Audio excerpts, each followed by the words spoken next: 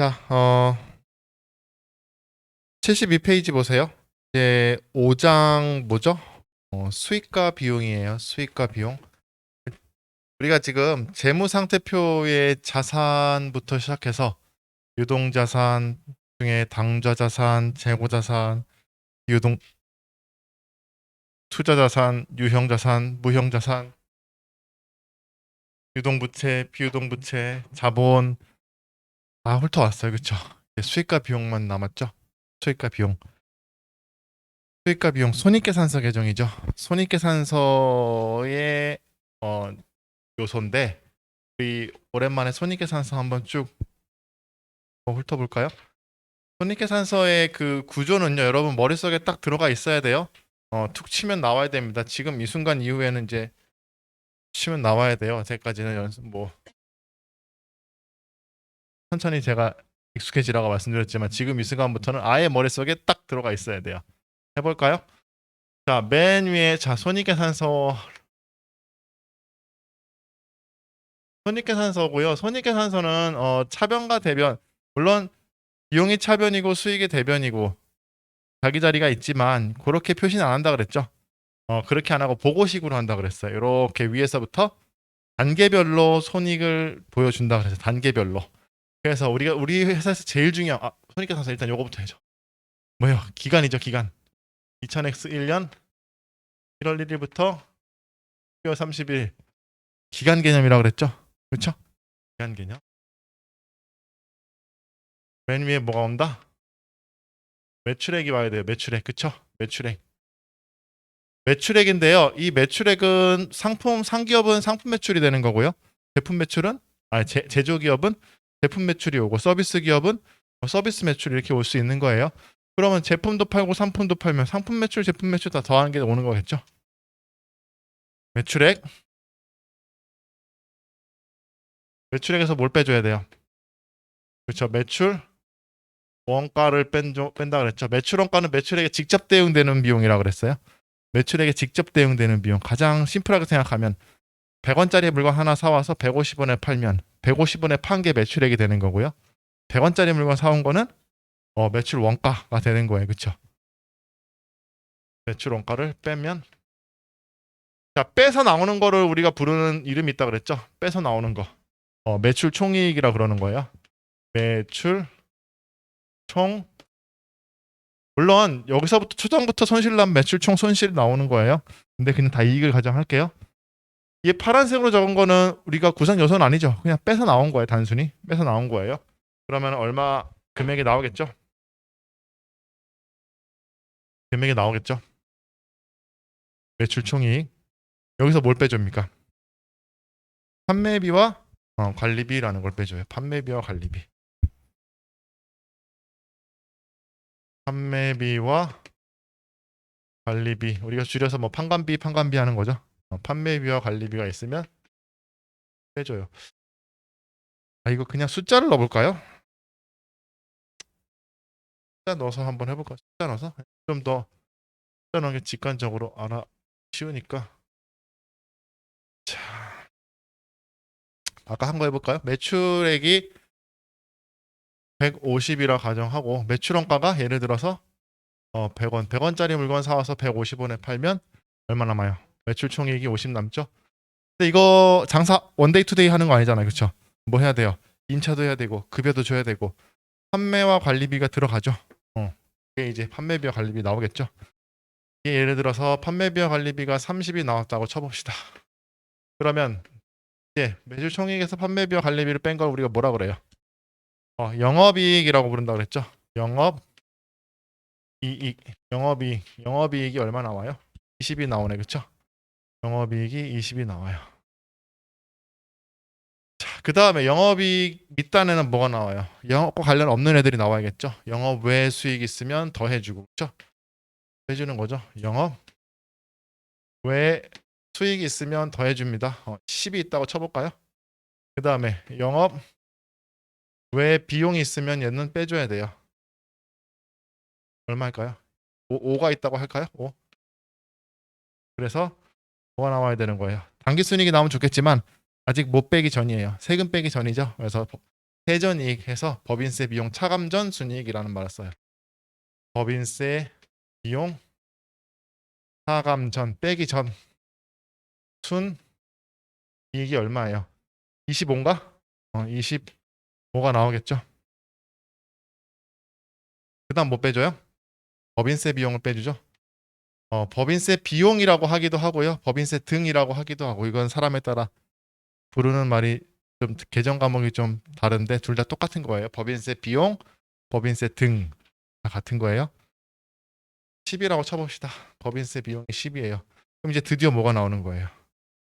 단기 어, 에,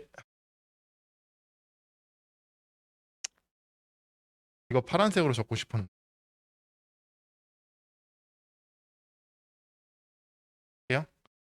파란색으로. 왜 파란색으로 적는 건 뭐예요? 이거 그냥 빼서 나오는 거죠? 그냥 빼가지고 나오는 덧셈 뺄셈으로 나오는 요소가 아닌 거. 법인세 비용 차감전 이 법인세 비용 마지막에 당기 순이익이 얼마예요? 15 15 이렇게 나온 거죠. 자, 지금 매출액부터 당기 순이익까지 여정이에요. 그렇죠? 근데 이거는 결과적으로는 결론적으로는 수익과 비용밖에 없어요. 여기 더하는 놈 빼는 놈. 그렇죠? 더하는 놈은 뭐 있어요? 매출액과 영업의 수익밖에 없어요. 매출액은 영업 수익이죠. 영업과 관련된 수익은 다 매출액이고 영업과 관련된 없는 수익은 다 영업의 수익이에요. 그렇죠? 그럼 빼는 놈 뭐 있어요? 매출원가, 상관비, 영업의 비용, 법인세 비용 이런 애들 있죠. 이거 수익과 비용의 얘기인데 이거를 단계적으로 보여주는 거예요. 맞죠? 그럼 이 단계에서 가장 중요한 지표가 뭐라 그랬어요? 가장 중요하다? 뭐 중요한 지표가 뭐라 그랬어요? 이 맨 밑에 있는 게 아니라 이게 중요하다 그랬죠? 영업이익. 영업이익이 결국 그 회사의 영업과 관련된 수익률이에요. 수익력이에요. 그렇죠? 영업이익. 왜냐하면 영업이익 아랫단에서는 우리가 컨트롤할 수 없는 것들이 많아요. 영업의 수익, 영업의 비용, 법인세 비용. 그렇죠? 요 위에가 얼마에 사와서 얼마에 팔아서 얼마의 관리비가 들어서 얼마 남았다잖아요. 그렇죠? 맞죠? 그래서 매출액은 영업수익이고 요 위에 있는 건 영업비용인데 영업비용은 매출원가, 판매비와 관리비로 나뉜다 그랬잖아요. 그렇죠? 그래서 영업비용 중에 매출액에 직접 대응되는 놈은 매출 원가라고 부르고 영업비용 중에 매출 원가가 아닌 거는 판매비와 관리비에 넣는다라고 말씀드렸죠. 그 다음에 영업이익이 중요하다 했으니까 판매비와 관리 비용 중에 매출 원가에 한번 딱 보면 나오는 거고, 그렇죠? 판매비와 관리비에 들어가냐 영업의 비용에 들어가냐에 따라서 뭐가 바뀐다 그랬어요. 영업이익이 바뀔 수 있다 그랬어요. 그래서 일로 넣을 걸 일로 넣거나 일로 넣을 걸 일로 넣으면 뭐가 바뀌어요? 영업이익이 바뀌니까 그 구분은 대단히 중요하다 그랬어요. 무슨 얘기인지 아시겠어요? 그래서 문제 많이 나와요. 다음 중 영업이익에 영향을 미치는 금액은 뭐 해가지고. 그러니까 영업이익에 영향을 미친다는 건 이 윗동네라는 얘기죠. 법인세 비용 차감전 순이익에 영향을 미치는 건 요 윗동네라는 얘기예요. 영향을 미치는 건 그 위에 애들 영향을 미치는 거예요. 그렇죠? 무슨 얘기인지 아시겠어요? 이 구조가 머릿속에 있으셔야지 그 얘기가 이해가 되는 거예요. 이게. 그다음에 또 무슨 얘기를 할까요? 우리가 앞에서 영업의 수익, 영업의 비용 나올 때마다 제가 영업의 수익입니다, 영업의 비용입니다 말씀드렸죠. 그거 아닌 건 다 뭐예요? 다 판관비예요. 접대비 어디예요? 판관비죠. 감가상각비 판관비예요. 기부금, 영업의 비용 맞죠? 그 다음에 재고자산 감모손실. 네? 재고자산 감모손실은 뭐예요? 재고자산 감모손실이라는 계정 과목은 비정상 감모인 경우에요. 비정상 감모 그렇죠? 영업의 비용이었죠. 매출 채권 처분 손실.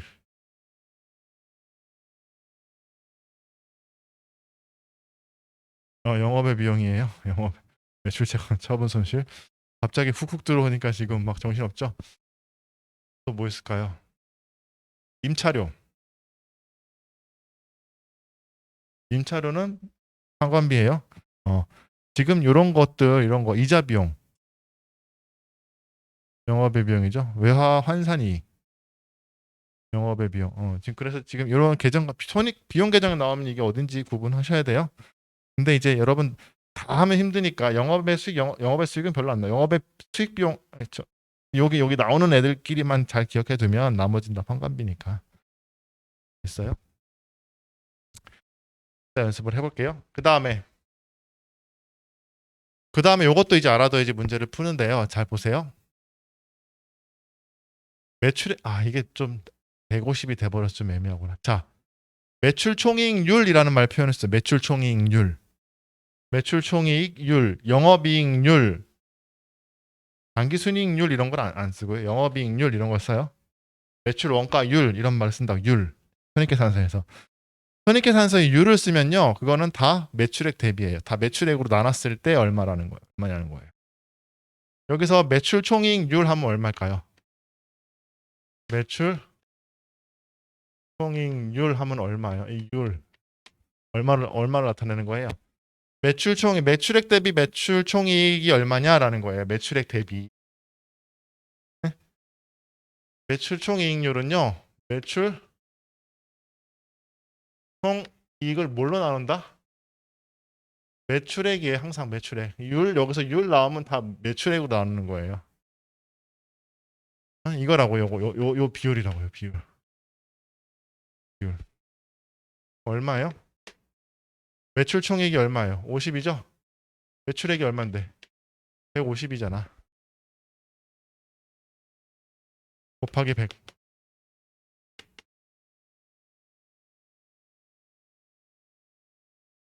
매출 원가율은요?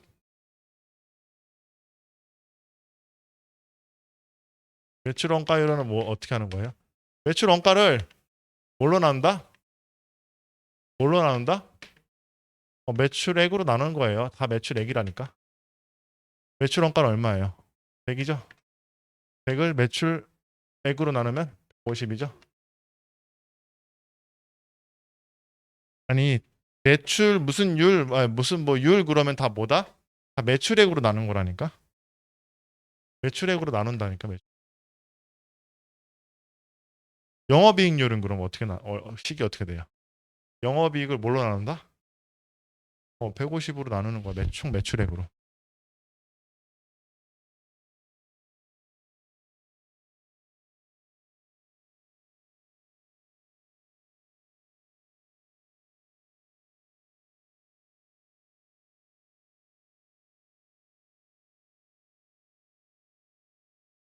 매출액이 100이에요. 매출 원가가 80이야. 매출 총이익이 20이에요. 그럼 매출 총이익률은 얼마예요? 20이잖아. 이거는 되는데 왜 이건 안 돼요? 이게 매출 원가율은 얼마예요, 이거는 그럼? 매출 원가율 80%지. 매출액이 100일 때 매출 원가가 80이잖아요. 80 어떻게 했어요? 80을 100으로 나눴잖아. 이건 되는데 왜 이건 안 돼요? 어? 매출 원가율은 얼마예요, 이거는? 100을 150으로 나눈 거잖아요. 네? 매출 총이익은 50을 매출 150으로 나눈 거고. 다 뭘로 나누면 된다? 매출액으로 나누면 돼, 매출액으로. 응? 이 매출액 대비 얼마냐라는 거니까. 아니 이거는 못 외우면 어차피 시험에서는 이게 주어졌는데 객관식에서는 이제 안 주어져고 저번에 봤죠? 재고자산 할 때 그냥 매출이익률이 매출 총이익률이 얼마다 이렇게 나온다고. 그럼 여러분 그거는 이제 알아야 돼 이제. 뭐야 매출 총이익률 그러면 매출액 대비 얼마? 영업이익률 그럼 영업이익 대비 얼마? 매출 원가율 하면 매출액 대비 매출 원가가 얼마? 이거니까 다 매출액으로 나눠주는 거라고요. 이해되시겠어요? 매출액이 100일 때 얼마냐라는 거예요. 매출액 기준으로. 다 뭐다? 매출액으로 나눠주면 돼. 식이. 됐죠? 적었으니까. 항상 손익계산서는 어떻게 표시한다? 비교식으로 표시한다. 이런 식으로. 또는 단기, 정기 뭐 이런 식으로. 이렇게 비교식으로 표시한다. 우리는 하나 하나만 배웠지만 나중에 실제로 공시할 때는요 비교식으로 공시한다라는 거예요. 됐죠? 재무 상태표도 마찬가지고 나중에 볼 시간 기회가 되면 한번 보여드릴게요. 됐죠? 이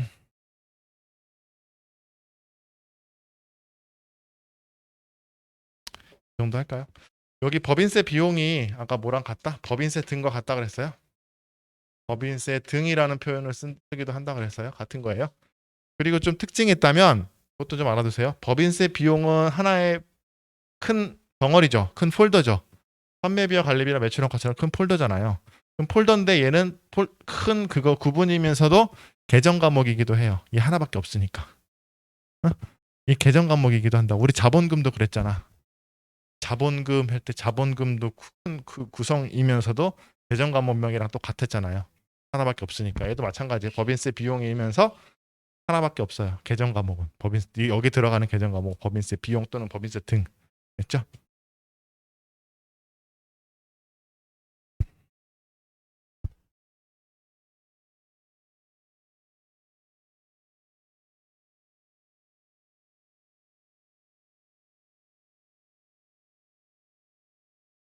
아웃하셔가지고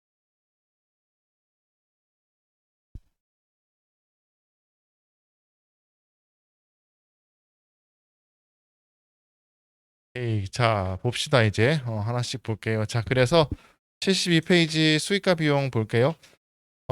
제일 처음 나오는 게 뭐예요? 매출 총이익하고 나오죠. 1번 매출 총이익. 매출 총이익 어디 있어요? 여기 있잖아. 매출 총이익. 그쵸? 매출 총이익. 매출 총이익 어떻게 구한다? 매출액에서 매출 원가를 뺀 겁니다. 그쵸? 매출액에서 매출 원가를 뺀 거예요. 자, 그러면 복습 한번 해봅시다. 우리 매출액, 이거 매출액. 당연히 순매출액이죠? 순매출액일 거예요. 그쵸? 순매출액 어떻게 구했어요? 총매출액에다가 뭔가 가감했죠? 매출 환입 빼주고, 매출 애누리 빼주고, 매출 할인 있으면 빼줘야 돼요. 그쵸? 맞잖아요. 그쵸? 그거 다시 안 적을게요. 거기 있죠? 순매출액은 총매출액에서 매출 환입비 내누리하고 매출 할인이 있으면 당연히 빼줘서 순매출액으로 기재가 되는 거예요. 그죠? 그 다음에 매출 원가인데 자, 매출 원가 아이고 이거 복습하면은 날 새겠죠? 이거 매출 원가 어떻게 했어요? 어떻게 구했어요? 매출 원가 어떻게 구했어요? 이거죠. 시계정이죠. 그거 다시 하면 날 새잖아. 그쵸? 기초 재고 이게 상품이죠. 상품 티계정에서 기초 재고에서 뭘 더했어요? 단기 순 매입액을 더했죠. 더하면 뭐가 나와 이게? 올해 가능한 판매 가능액이 나오죠. 이게 결국은 어떻게 되는 거예요? 이게 팔리던지 요게 팔리던지 남던지죠. 근데 우리 다 배웠으니까 하는 말인데 남는 건 남는 거예요. 그쵸? 기말재고 남는 건데 팔리지 않고 나간 것도 있죠. 팔리지 않고 나간 거. 팔리지 않고 나간 거. 그걸 뭐라 그랬어요? 그쵸? 간모를 포함해서 좀 더 넓은 개념으로. 뭐라고 돼 있어요? 타계정 대체가 있었잖아. 타계정 대체. 우리가 상고 밖으로 나갔는데 팔린 거 아닌 건 다 타계정 대체라 그랬잖아요. 그쵸? 창고 밖으로 나간 거는 기본적으로 팔렸다고 가정했어요. 처음에는. 맨 처음에는 이렇게 했다고요. 이렇게. 이게 뭐예요? 이게 팔리던지 팔리지 않고 남던지. 그래서 낙지에서 뭐 영업 끝나고 남아 있는 놈 말고는 다 손님 입으로 들어갔다고 가정했잖아요. 그게 대부분이니까. 그래서 그거를 뭐라 그랬어요? 매출원가라 그랬죠? 걔를 그러니까 매출원가다 팔려 나갔으니까 손님이 들어갔으니까 했는데 실제로 생각을 가만히 해보니까 낙지 접대 준 것도 있고, 그쵸? 직원이 먹은 것도 있고, 그 다음에 뭐 도망간 것도 있고, 뭐 여러 가지 경우가 있을 수 있더라라고 해가지고 우리가 이 논의를 좀 깊게 했잖아요. 그거를 우리가 뭐라 그랬어요? 타계정 대체라 그랬죠? 타계정 대체라는 놈도 있었잖아요. 맞죠? 그래서 타계정 대체는 뭐예요? 상품이 나갔어요. 나갔는데 팔린 것 말고는 다 타계정 대체다라고 했죠. 기부할 수도 있고 접대할 수도 있고 사버릴 수도 있고 뭐 여러 가지 이유로 그렇죠? 차계정 대체라고 했고, 차계정 대체에서 기억할 거는 장부가액과 저격 8번. 장부가액과 저격 8번 기억하라고 했죠. 자, 그래서 우리가 기말재고 매출원가는 이 부분인데, 매출원가는 이 부분인데, 이건 팔려나간 매출원가죠. 팔려나간 매출원가인데, 기말재고를 확정하는 방법에 확정을 해야지, 기말재고를 확정을 해야지 우리가 매출원가를 구할 수 있다고 그랬죠. 그 구해진 매출원가는 어디로 가는 거예요? 또 들어가는 거예요. 이렇게. 그렇죠? 상품 T 계정에서는 뭐만 알 수 있는 거예요? 매출원가만 알 수 있는 거예요. 매출액은 매가, 즉 팔려 나갔을 때 얼마인지 요건 따로 정보가 주어지는 거고, 여기서 매출 원가만 알 수 있는 거. 기초 재고는 전기에서 그냥 넘어오는 거고, 그렇죠? 단기 순매입액은 어떻게 구하는 거였어요? 총 매입액에다가 매입가액에다가 매입 부대 비용 있으면 더하고, 매입 환출 및 애누리가 있으면 빼주고, 매입 할인 있으면 빼주고, 뭐 다 조정한 후에 들어오는 거예요. 이것도 안 적어도 되겠죠? 조정 순매입액 조정해가지고 들어오는 거예요. 자, 기말재고를 다시 볼까요? 가서 기말재고, 우리 기말재고 확정하는 거 수량과 단가 이렇게 되는 거죠. 수량을 확정하는 방법에는 두 가지가 있다 그랬죠. 방법에 계속기록법과 실질재고조사법. 계속기록법은 장부에 의해서 기말에 있어야 할 수량을 파악하는 방법이에요. 기초에 몇 개가 있었고 들어온 게 몇 개, 나간 거 몇 개면 남은 거 몇 개일 거다. 장부에 의해서 파악한 거. 그걸 뭐 해야 된다 그랬어요? 실사한다 그랬죠. 실질재고조사법이에요. 실제로 참고문을 열고 카운트를 해보는 거예요. 수량이 딱 맞으면 아무 이상이 없는데 수량 차이가 있을 수 있다 그랬죠. 수량 차이, 감모 수량이라고 하고, 감모 수량에다 장부가를 곱한 거를 우리가 감모 손실이라고 했어요. 이 감모 손실은 개념적으로 정상 감모와 비정상 감모를 나눌 수 있고, 정상적인 감모는 내가 예상한 부분이야. 그거는 원가성이 있다 봐서 어디로 가는 거예요? 매출 원가로 가는 거예요. 얘는 팔려 나간 건 아니지만 매출 원가로 볼 수 있다라고 그랬죠. 그 다음에 비정상적인 감모는 영업의 비용으로 재고자산 감모 손실이라는 계정 과목으로 해서 일로 들어오는 거예요. 그러니까 잘 보세요. 기말재고에서 확정되는 수량은요, 실제 수량이에요, 장부상 수량이에요. 마지막 최종적으로 남는 거는 실제 수량이 확정되겠죠. 그럼 모자란 수량만큼은 손익계산서로 녹아가야 되는 거예요. 없어진 것만큼은. 응? 녹아가는데 비정상적인 부분은 타계정 대체로 해가지고 영업의 비용으로 여기로 녹아 들어가는 거고요. 정상적인 그 감모 손실은 매출 원가로 1로 녹여 들어가는 거예요. 무슨 얘기인지 아시겠어요? 그럼 1로 녹여 들어가면 무슨 일이 발생해요? 매출 총이니까 영업이익 영향을 미치죠. 나머지 부분은 들어 들어가니까 영업이익 영향을 미치지 않고. 무슨 얘기인지 아시겠어요? 기말재고 수량만 놓고 보면 확정되는 건 실제 수량이에요. 실제 수량이고, 실제 수량 중에 매출 원가성 있는 거는 여기로 녹아 들어가고, 원가성이 없는 건 타계정 대체, 그보다 감모 손실로 들어간다는. 무슨 얘기인지 아시겠죠? 그 다음에 수량 확정했어요. 그렇죠? 수량 차이까지 봤어요. 그냥 단가죠. 단가는 주의할 게 있었죠. 원가 흐름의 가정이라고 부른다 그랬어요. 원가 흐름의 가정. 이렇게 원가가 흘러갈 것이라고 가정한다 그랬어요. 그렇죠? 가정이에요. 개별법은 1대1로 매칭하는 거고요. 선의선출법, 후의선출법, 평균법 있었죠.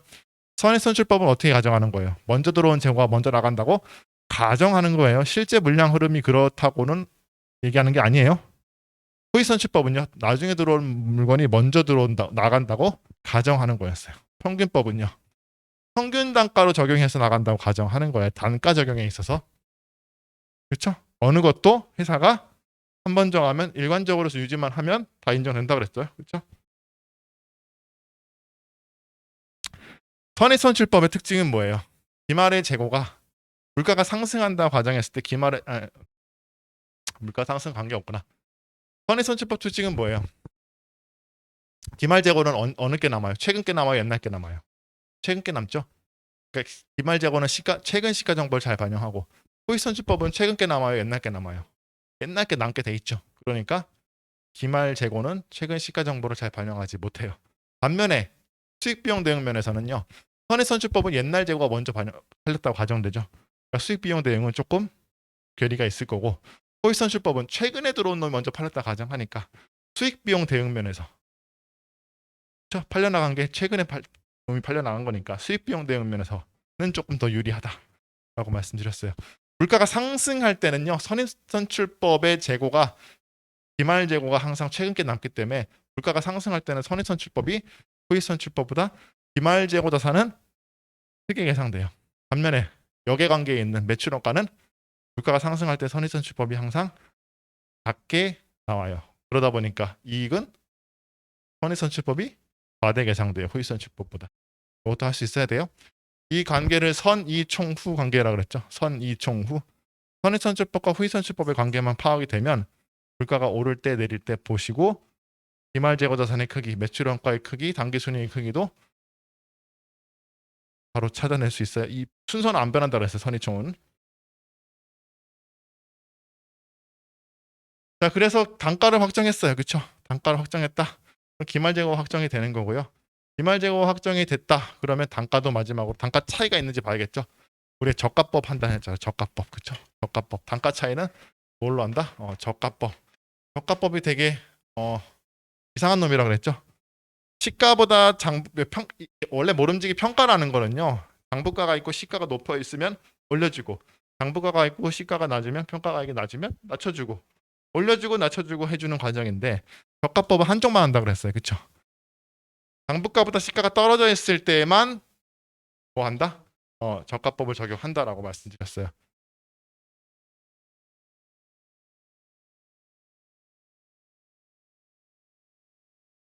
이 시가인데 낮은 걸 취한다 그랬죠.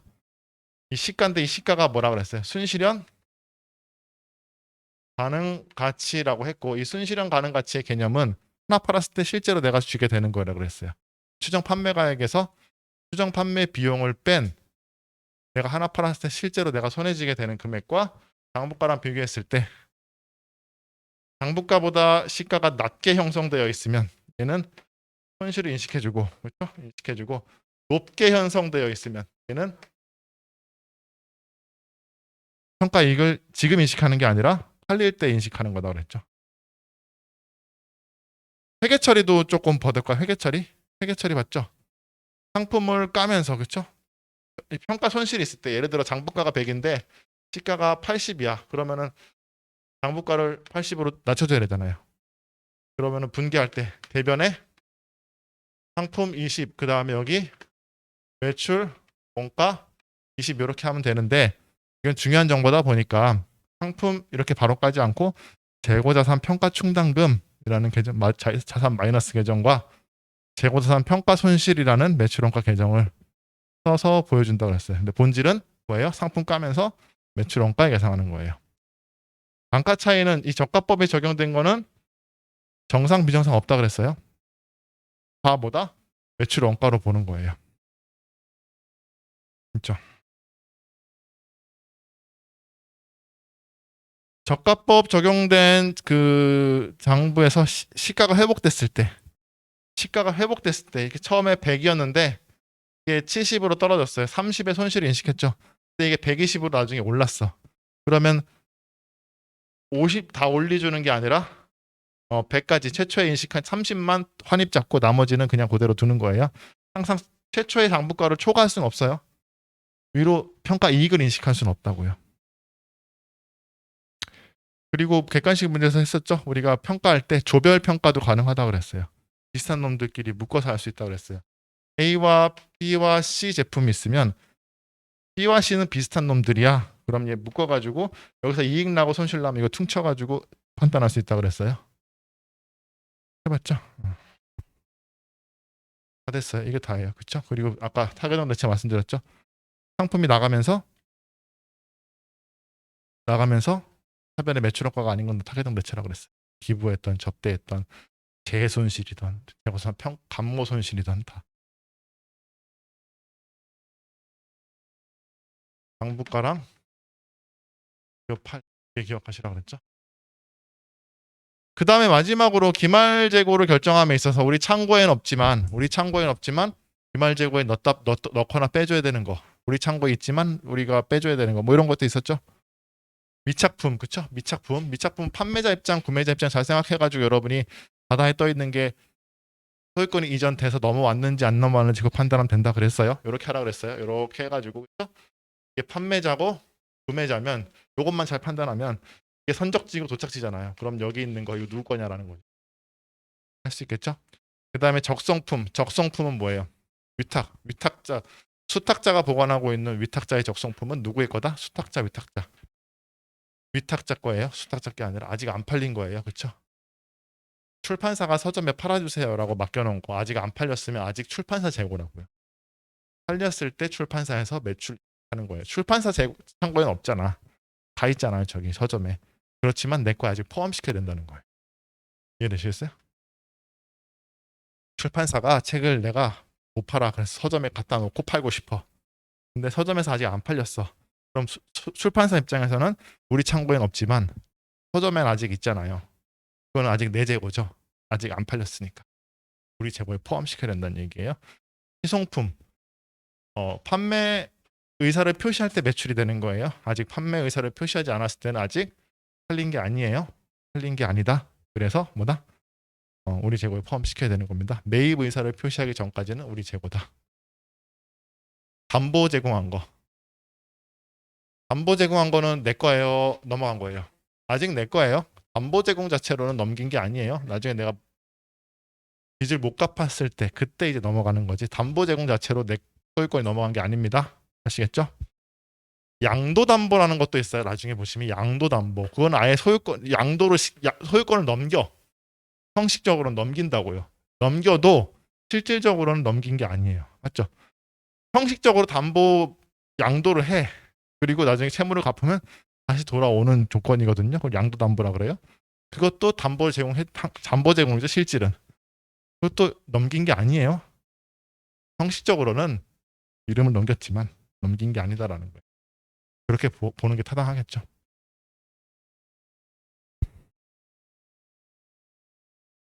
자, 우리 매출원가 지금 대거산 또 지금 한 번 다 봤어요. 그쵸? 다시 다 봤어요. 여봐 이런 식으로 보고 또 보고 또 보다 보면요. 이게 구조가 잡히고 구조가 잡히면 디테일이 이제 조금씩 들어가면 되는 거예요. 여러분 그렇게 공부를 하셔야 돼요. 공부를 할 때 하나하나 다 모든 거를 내가 완벽하게 그렇게 하면 힘들어서 못 한다니까. 기회가 될 때마다 봐요. 즉 보라고요. 볼 때 중요한 건 책에 다 있어야 돼. 일단 여기저기 너저분하게 있는 게 아니라 책에다가 다 정리를 해놔. 그리고 봐. 대충 자기가 썼으니까 기억은 날 거 아니에요. 대충 그쵸? 50% 기억나다가 그 다음에 또 보면 맞아 이 구석에 뭐가 적혀 있었는데 그게 계속 이제 거칠이 되면서 여러분이 이제 나중에는 책을 한 번만 처음부터 끝까지 다 보는데 30분이면 쓱쓱쓱쓱 보면 한 번 다 보는 거예요. 그러면은 생각이 난다니까? 나요. 여러분이 계속 봤던 거는요. 생각이 나고 그때 또 새로운 게 보일 수 있어. 그거는 당연한 거고 자연스러운 거예요. 처음에 안 보여요. 처음에 구조가 안 돼 있으면요. 처음에는 이거 하나 이해하는데 집중하다 보니까 큰 게 안 보이는데 나중에 이제 점점 하다 보면 아 이게 이런 말이었어? 이게 여기랑 이거랑 비슷하네? 이거랑 이거랑 같은 얘기 같은데 하면서 이게 다 연결이 된다고요. 그러면 강력하게 여러분께 되는 거예요 이제. 안 잊어버려요 그러면. 무슨 얘기인지 아시겠어요? 그 과정은 여러분이 하셔야 돼. 그거는 반복하면 자연스럽게 됩니다. 무슨 얘기인지 아시겠어요? 반복하면 돼요. 이 기회에 반복하고 이 기회에 반복하고 이게 반복하고 그렇게 하면은 여러분이 회계 원리 이거요. 나중에는 정말 한 1시간만 앉아가지고 이렇게 쓱 편하게 그냥 앞뒤로 이렇게 왔다 갔다 해도 다 보이게 돼요. 친절하니까요. 시험 전에 그렇게 보면요. 할 수 있습니다. 그래서 지금 보시면요. 오늘이 그런 시간이에요. 계속 수익과 비용 계속 그렇게 할 거예요. 어차피 왜 그러냐면 수익과 비용은요. 앞에서 다 언급한 거예요. 새로 나온 애들이 하나도 없어. 다 언급한 거예요. 볼게요. 73페이지 볼까요? 자, 이제 영업이익이죠. 영업이익이 나오려면 매출총에서 영업이익 나오려면 그 사이에 뭐가 있어요? 판매비와 관리비밖에 없죠. 판매비와 관리비에 대한 개정 과목들을 좀 봅시다.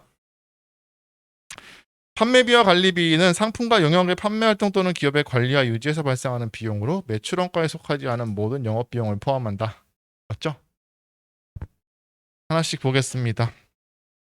급여. 이제 판관비 개정 과목들이에요. 급여, 월급과 관련된 거죠. 퇴직금과 관련된 급여 비용이에요. 퇴직급여, 퇴직급여. 물론 여기는 안 나오지만 실제 우리 그 판관비를 보면요. 잡급 이런 것도 있을 수 있어요. 잡급. 이거는 일용직이에요. 일용직. 그러니까 여기 급여는 상용직 매달 나가는 거고요. 일용직은 잡급이라는 말을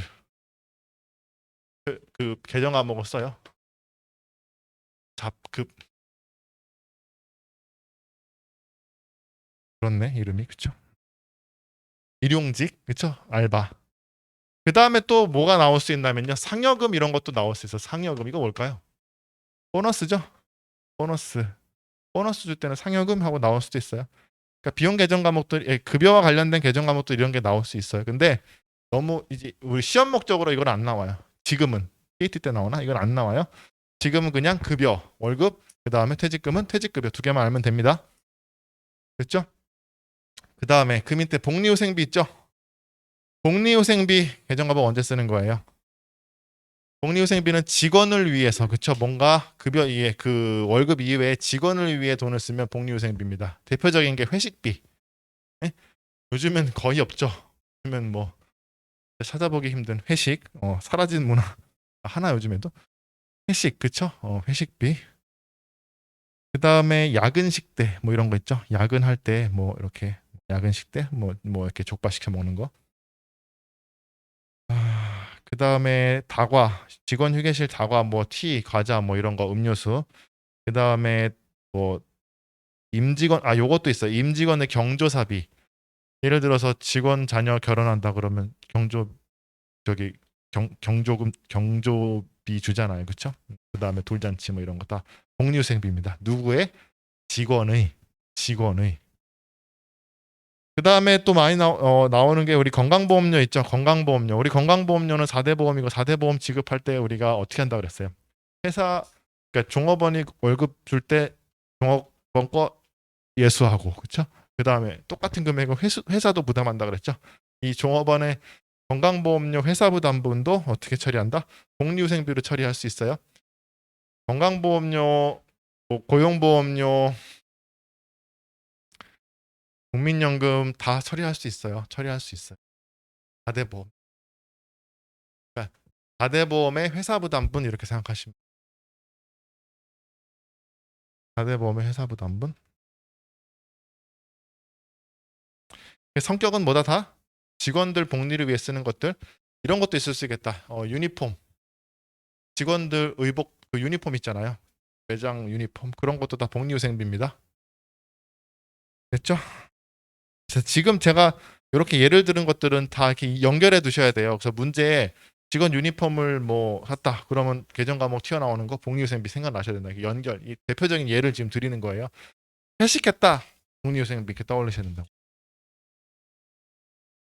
자, 그 다음에 여비교통비 나왔죠? 여비교통비는 우리 그 말 그대로 여비, 교통비 이런 것들인데 가장 잘 엮이는 게 출장비예요. 출장 갔다 그러면 여비교통비 쓰셔야 돼요. 출장 가서 쓴 돈 다 여비교통비입니다. 예를 들어서 육지 출장 갔어요. 그러면요. 교통비만 쓰는 거 아니죠. 육지 2박 3일로 출장 갔다 왔어. 그럼 항공권, 그다음에 숙박비, 조식 밥도 먹고 그다음에 바나나 우유 같은 음료도 사 먹어야 되고 그렇죠? 막 돈 들잖아. 그거 다 뭐다? 여비교통비 주셔야 돼요. 출장 가서 쓴 돈 여비교통비. 근데 지금 하나 말씀드릴게요. 요즘에는요. 이게 옛날에 그랬는데 최근에는요. 문제가 또 추세가 조금 더 진화해서 출장 가서 우리가 뭐 써요? 돈 쓰죠? 출장 가서 우리가 뭐 쓰냐면 교통비 쓰고 또 뭐 써요? 숙박비 쓰고 식비 쓰고 하죠. 식대 쓰고. 근데 출장 가서 놀다 오나요? 놀다 오는 게 아니죠. 누구 만나요? 거래처 만나잖아. 그렇죠? 거래처 만나면 뭐 해야 돼요? 밥 먹어야지. 그러면은 뭐 내가 출장 왔으니까 네가 사라 그러겠어요? 내가 사겠죠. 그러면은 그거는 뭐다? 접대한 거. 출장 가서 접대한 거는 접대비로 따로 처리하셔야 돼요. 정리할게요. 출장 가서 쓴 건 기본적으로 다 여비교통비예요. 근데 출장 가서 접대한 거 있죠? 그건 접대비로 처리하셔야 돼요. 왜 그러냐면요. 출장 가서 쓴 거는 그냥 다 여비교통비 쓰면 되는데 접대비는요. 이거 세법에서도 좀 유심히 보는 개정 과목 중에 하나예요. 회계에서는 아무 관계가 없어요. 그냥 접대했다 접대비인데 세법에서는 얘를 조금 유심히 봐요. 무슨 얘기냐? 접대비를 너무 많이 쓰면 다 비용 처리는 안 해줘요. 일반적으로 비용 처리 해주는데 접대비가 회사 규모에 비해서 너무 많다 그러면 다 비용 처리는 안 해줘요. 그래서 그게 이제 나중에 세무 조정할 때 그게 이제 참고가 되거든요. 접대비 규모가 매출액의 몇 퍼센트를 초과하면 그 접대비 초과된 금액은 비용으로 인정 안 해줘 이런 게 있어요. 그러니까 접대비 계정 과목은 잘 짚게 해놔야겠죠. 무슨 얘기인지 아시겠어요? 그런 의미에서 접대비 계정 과목은 조금 민감하게 봐요. 무슨 얘기인지 아시겠죠? 그래서 출장 가서 쓴 접대비는 따로 분리해내는 거예요. 그러니까 예를 들어서 이런 거에 문제 이렇게 나와요. 출장 갔을 때 가지급금 처리하죠. 출장 품위서가 올라와서 50만 원을 줬어요. 예를 들어서. 그럼 분기 어떻게 돼요? 현금이 50만 원 나가고 차변에 가지급금 50만 원 나오죠. 그럼 출장 갔다 오면 문제 이렇게 나 증빙에 출장 다녀와서 출장 여비 정산하기 위해 제출한 자료이다 나온다고요. 그리고 어떻게 나와요? 사용 내역 식대 35만 원, 교통비 10만 원, 그 다음에 거래처랑 식사비 5만 원. 딱 맞나? 50만 원 가지급했어요? 자, 해볼게요 이거. 복습이니까 50만 원 가지급했어요. 그리고 이게 가지급금이죠. 이거 언제 하는 거예요? 이건 출장 가기 전에 하는 거예요. 출장 전에 출장 갔다 와서 정산하기로 했어요. 현금으로 정산한대요. 명세를 보니까 출장 가서 명세 즉 증빙 가져온 거 영수증 가져온 거 보니까 숙박비가 30이고요. 교통비가 15이고요. 접대비가요. 아예 그냥 대놓고 접대비 했네. 접대비가 10만 원 이렇게 있대요. 그럼 얼마 쓴 거예요, 총? 55만 원 썼죠?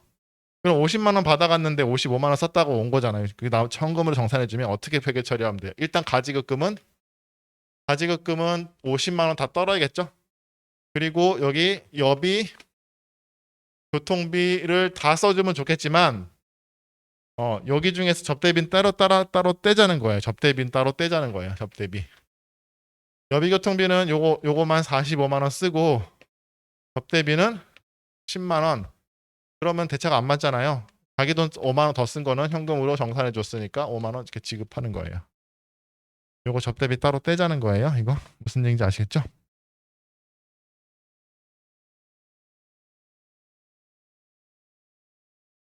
바로 그 밑에 접대비 있네요. 그렇죠? 접대비. 일반적으로 회사의 업무와 관련하여 접대 사례 등의 명목으로 거래처에 지출한 비용. 거래처에 지출했다. 그것만 알고 계시면 될 것 같아요. 영업과 관련해서 거래처에 집중했다. 영업과 관련해서 거래처에 집중했다. 지출했다. 예를 들어서 거래처랑 식사했어. 접대비. 그 다음에 경조사비 그쵸? 영업부 직원의 뭐 돌잔치에 뭐 경조비 냈다. 접대비입니다. 근데 뭐 생각을 가만 해보냐. 여러 거래처 식사비 하면은 접대비라고 하는데 거래처랑 식사하면은 거래처 식사라고 돈을 주나요? 아니죠. 같이 먹잖아. 거래처랑 식사하면 거래 접대비인데 우리 직원도 가서 먹잖아요. 그럼. 우리 직원이 예를 들어 30명인데 거래처 직원이 한 명 왔어. 뭐 접대비인가? 이거는 소고기를 30만 우리 직원이 우르르 30명 가서 먹는데 거래처 직원 한 명 와가지고 접대 같이 좀 먹였어. 뭐 어떻게 할까요? 300만 원 나왔어. 우리 직원 30명, 거래처 직원 1명. 접대비예요, 복리후생비예요. 그런 거는 여러분이 이제 판단하는 거예요. 담당자가 판단하는 거예요, 그거는. 거래처 30명에 우리 직원 1명 있다고 복리후생비 할 수 없고 그러니까 그런 구분은요. 여러분이 이제 배운 그거 가지고 하는 거. 지금 같은 건 어떻게 하겠어요? 그러니까 예를 들어서 우리 직원이 많고 거래처 직원 한거 엠빵 하나? 그건 이제 자기 그 판단에 따라서 하는 겁니다. 지금 회계 담당자의 판단에 따라서 하는 거예요. 일관적으로만 그렇게 하면 돼. 예를 들어서 4반이 넘지 않으면 나는 이거 접대비를 보지 않겠다. 성격대로 볼 수 있고 아무튼 그거는 담당자가 판단하는 거예요. 그런 거는 그런 일이 적을까요? 많을까요? 수두룩해요. 실제 실무를 하다 보면 책에 안 나오는 내용 이런 것도 책에는 이렇게 배웠는데 이거는 뭐 어떻게 해야 되지라는 수두룩하지만 제가 이런 예를 드는 이유는 뭐냐면요. 제가 계속 했을 때 이 설명드리는 거에 근간에는 이 원리를 설명해 드리 어떤 선생님도 마찬가지예요. 원리를 설명드리는 거예요. 그 원리를 가지고 적용할 수 있어 이게 응용을 할 수 있는 그거를 길러 드리는 거라고. 근데 처음부터 그런 걸 하면 이제 사람이 돌아버리잖아요. 처음부터 그런 얘기를 하면. 그러니까 그런 걸 이건 이렇게 되는 거예요라고 하고 연습을 하고 그 다음에 힘이 길러지면 그게 되는 겁니다. 실무에 적용이 되는 거예요. 여러분 살짝 느낌이 이제 할 수 있을 것 같잖아. 아 이런 30명이면 이건 좀 아닌 것 같은데 이건 그냥 복리후생비로 그냥 묻어도 될 것 같은데 라고 생각이 들잖아요. 중요성의 원칙에서. 보는 사람이 아무 중요하게 생각하지 않으면 넘어갈 수 있는 뭐 그런 것들 그렇죠. 일관적으로 적용해야 된다. 그런 것들이 머릿속에 싹 스치면 성공한 거예요. 접대비 그래서 그런 걸로 하시면 되고요. 복리후생비와 접대비 차이는 뭘까요? 대상이죠. 직원이냐 거래처냐. 직원이냐 거래처. 둘 다 그럼 공통점은 뭐예요? 영업과 관련된 거죠. 영업과 관련된 거예요. 그러면 복리후생비, 접대비와 광고선전비의 차이는 뭘까요? 접대비는 다 영업 잘해보자고 하는 거, 그렇죠? 장사 잘해보자고 하는 거고, 광고선전비도 장사 잘해보자고 하는 거 아니에요? 공통점은 영업과 관련된 거죠. 차이점은 뭐예요? 그렇죠. 특정인이냐, 불특정인이냐, 뭐 이런 차이가 있는 거예요. 불특정 다수한테는 뭐 이거는 뭐 광고라고 하는 거죠. 머그잔을 만들어가지고 막 뿌렸어. 이거는 광고선전비겠죠. 머그잔 만들어서 거래처에 이렇게 제줄 목적으로 들었어. 접대비 이렇게 되는 거예요. 이것도 딱 끊기진 않아요. 그렇지만 그런 기준으로 판단하는 거예요.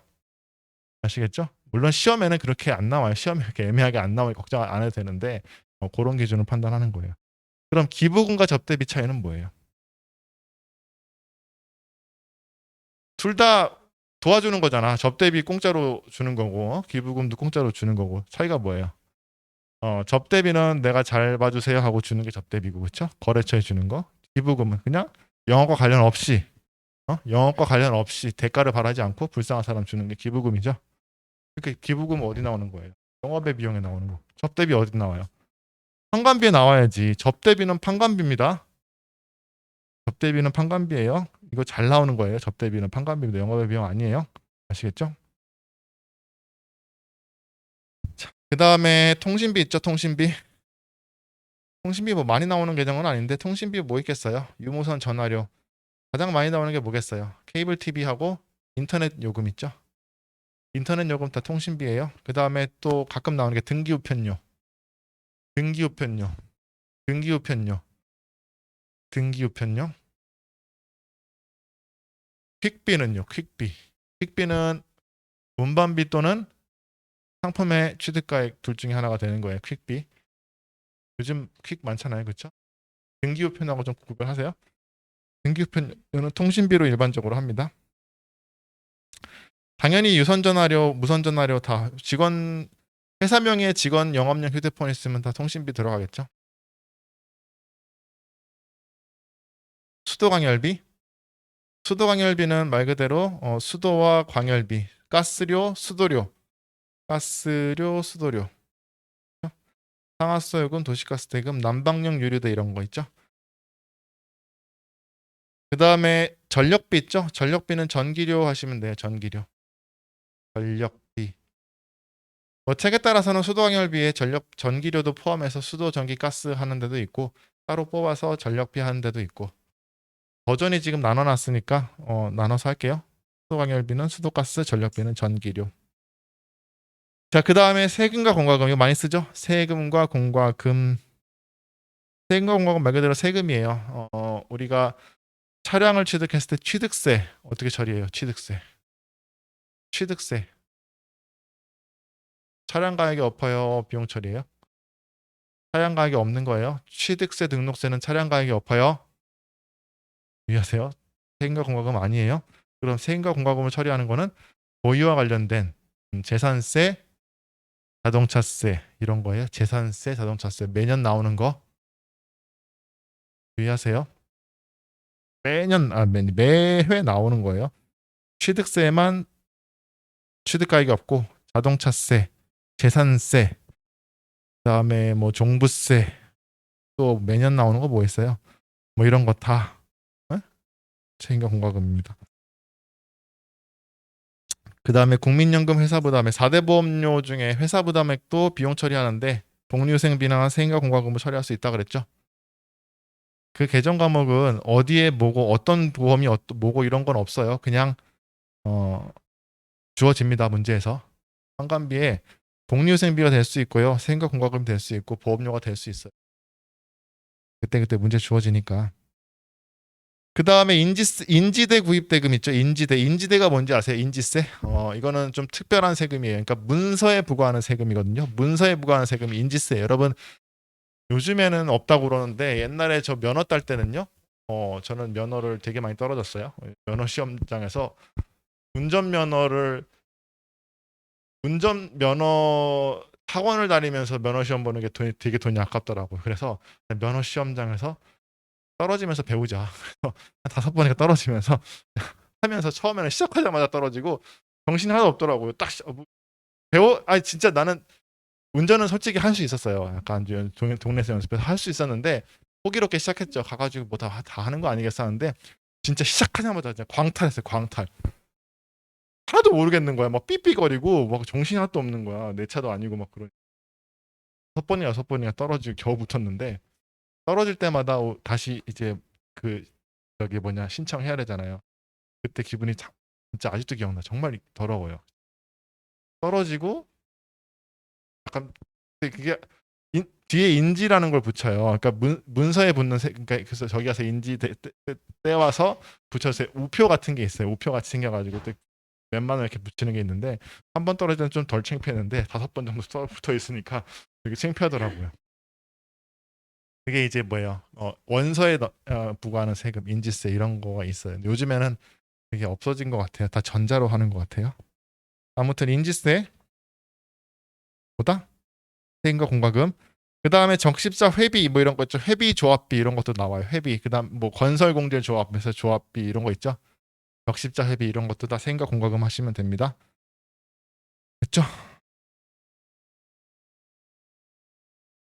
다 해야 되는데 다 하고 쉴게요. 쭉 하고 괜찮죠? 그 다음에 감가상각비 있죠. 감가상각비. 감가상각비는 뭐예요? 유형자산의 감가상각 관련된 비용이죠. 이거 복습해볼까요? 감가상각비. 유형자산의 감가상각은 무슨 절차예요? 유형자산의 취득원가에서 단종가치를 차감한 감가상각 대상 금액을 자산의 예상 사용기간인 내용연수에 걸쳐서 합리적이고 체계적인 방법에 의해서 기간 배분하는 절차다. 이렇게 설명할 수 있어야 돼요. 목적은 수익비용 대응이다. 그때 나오는 거 감가상각비죠. 12월 31일에 차변의 감가상각비, 대변의 감가상각 누계 해가지고 계산했잖아요. 합리적이고 체계적인 방법은 뭐예요? 정액법 매년 일정하게. 체감상각법 내용연수 초기에는 많이, 내용연수 후기로 갈수록 적게. 그렇죠? 종류에는 정률법, 연수학계법, 이중체감법. 그렇죠? 특별한 놈이 있었죠. 생산량 비례법. 이건 내용연수에 해당하는 개념이 추정 총생산량이라는 걸 알아야지 계산할 수 있었다. 주의할 거는요. 정액법과 정률법 내용연수 동안 비용 처리되는 금액은 같아요, 달라요? 총 내용연수 동안 비용 처리되는 금액은 크기는 당연히 같은 거예요. 어떻게 쪼개냐의 문제인 거예요. 무슨 얘기인지 아시겠죠? 정액법은 감가상각 대상 금액, 즉 취득가액에서 단종가치를 뺀 금액에 내용연수를 나눠준 거죠. 정률법 계산식을 좀 특이하다 그랬죠. 미상각 잔액의 정률을 곱하는 거예요. 미상각 잔액의 정률. 이 미상각 잔액은 취득가액에서 감가상각 누계액을 뺀 아직 상각되지 않은 장부가액을 의미해요. 기초장부가액을 의미해요. 그렇죠? 미상각 잔액. 그래서 항상 2000년도가 문제 나온다고 그랬잖아요. 정률을 곱하는데 이 정률 안에 뭐가 들어있다고 그랬어요? 내용연수랑 잔존가치 다 고려된 거라 그랬어요. 그래서 미상각 잔액 곱하기 정률. 감가상각 저기 뭐냐 정률법의 특징이었고요. 유형자산은 영업에 사용하기 위해서 보유하고 있는 거죠. 영업에 사용하기 위해서 보유하고 있고 형체가 있으면 1년 이상 사용이 예상되는 자산이라고 했죠. 영업에 사용하면 뭐가 돼요? 수익이 나죠. 영업수익이잖아. 영업에 사용돼서 영업수익이 나잖아요. 그럼 그 관련된 비용도 당연히 판매비와 관리비에 들어가야겠죠. 감가상각비는 판매비와 관리비예요. 됐고. 벌써 감가상각비 복수 다 했잖아. 그렇죠. 감가상각비 한번 또 봤잖아요. 그 다음에 임차료 있죠? 임차료. 임차료는 임대료는 건물 빌려주고 내가 받는 게 임대료고 임차료는 내가 빌리고 내는 거예요. 일반적으로 임차료는 판관비에 들어가요. 주의할 거는요. 건물만 생각하시는데 우리 복사기 있죠. 복사기. 사무용 이런 거 빌렸잖아요. 리스 하잖아요. 이것도 임차료 하셔야 돼요. 시험 문제 나왔어요. 복사기를 빌리고 뭐 얼마 뭐 이번 달 청구서에다 나왔는데 사람들이 벙찐 거야. 이거 뭐지? 임차료입니다. 여러분 건물만 생각하지 마세요. 임차료. 빌렸으면 다 임차료예요. 임차료. 요즘 많이 하는 거 또 뭐 있어요? 리스 있죠, 리스. 차.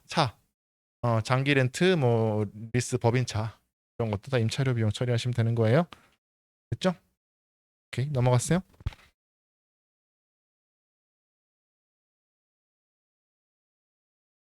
잠깐 쉬었다 할까요? 너무 길다. 진짜 다 하려면 20분 더 해야 되는데. 잠깐 쉬었다 하겠습니다. 네.